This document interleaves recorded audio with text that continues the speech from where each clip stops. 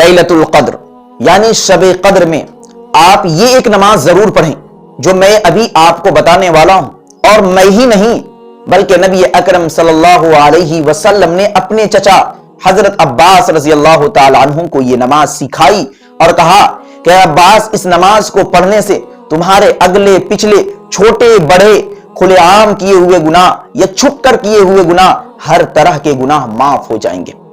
اور کہا کہ عباس، اگر ہو سکے تو اس نماز کو روزانہ ایک مرتبہ پڑھ لینا، اور اگر روزانہ ایک مرتبہ نہیں پڑھ سکتے ہو تو ہفتے میں ایک مرتبہ پڑھ لینا، اور اگر ہفتے میں ایک مرتبہ نہیں پڑھ سکتے ہو تو مہینے میں ایک مرتبہ اس نماز کو پڑھ لینا، اور اگر مہینے میں ایک مرتبہ اس نماز کو نہیں پڑھ سکتے ہو تو سال میں ایک مرتبہ اس نماز کو پڑھ لینا، اور اگر پورے سال میں ایک مرتبہ بھی اس نماز کو نہیں پڑھ سکتے ہو تو اپنی پوری زندگی میں ایک مرتبہ اس نماز کو پڑھ لینا۔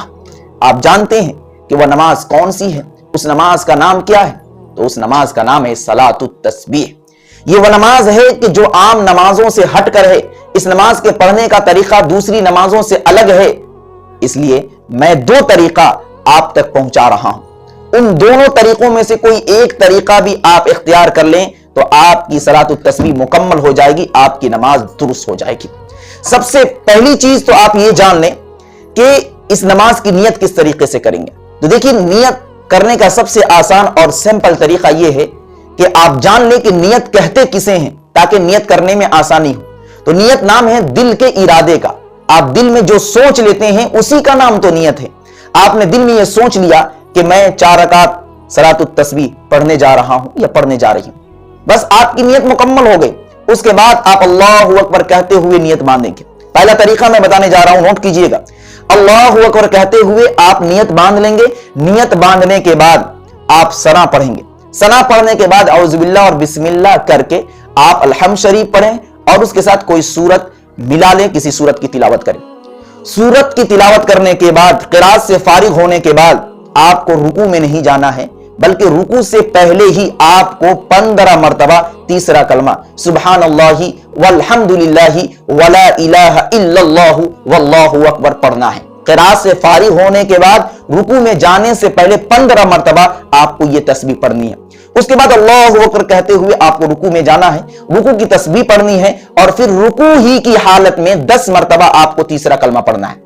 پھر رکوع سے آپ کو سمع اللہ لمن حمدہ کہتے ہوئے اٹھنا ہے، اور کھڑے ہونے کی حالت میں قومے میں آپ کو 10 مرتبہ تیسرا کلمہ پڑھنا ہے۔ پھر اللہ اکبر کہتے ہوئے آپ کو سجدے میں جانا ہے، اور سجدے کی تسبیح مکمل کرنے کے بعد آپ کو یہی تسبیح 10 مرتبہ پڑھنی ہے۔ پھر آپ دوسرے سجدے کے لیے بیٹھیں گے جلسے میں، اس میں آپ کو 10 مرتبہ یہی تیسرا کلمہ پڑھنا ہے۔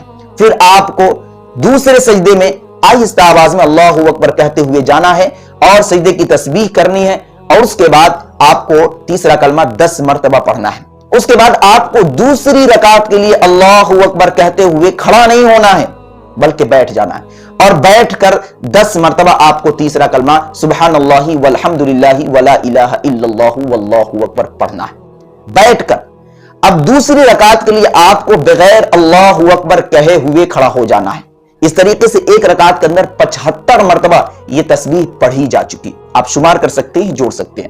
پھر دوسری رکعت کے لیے جب آپ کھڑے ہوں گے تو قرات سے فارغ ہونے کے بعد پہلی ہی رکعت کی طرح 15 پھر 10 10 کر کے آپ دوسری رکعت کو مکمل کریں گے، پھر تیسری رکعت کو مکمل کریں گے، پھر چوتھی رکعت مکمل کر کے اپنی نماز مکمل کر لیں گے۔ یہ پہلا طریقہ۔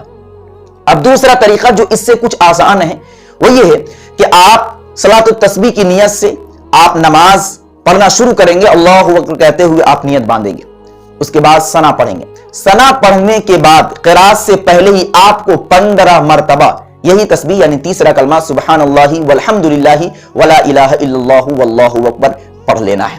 اس کے بعد آپ کو الحمد شریف اور کسی سورت کی تلاوت کرنی ہے، اور رکوع میں جانے سے پہلے قرات سے فارغ ہونے کے بعد آپ کو 10 مرتبہ یہی تیسرا کلمہ پڑھنا ہے۔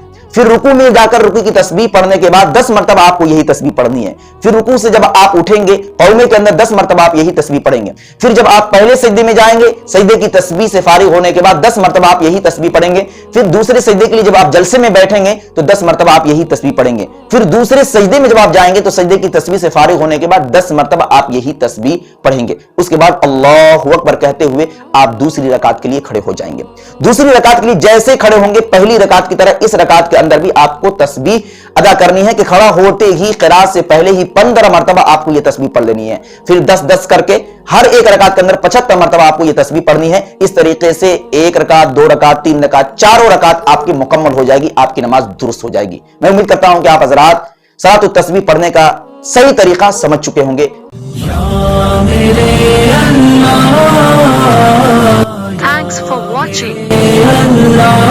Don't forget like, comment, share and subscribe to Mufti-e-Haq Kasmi.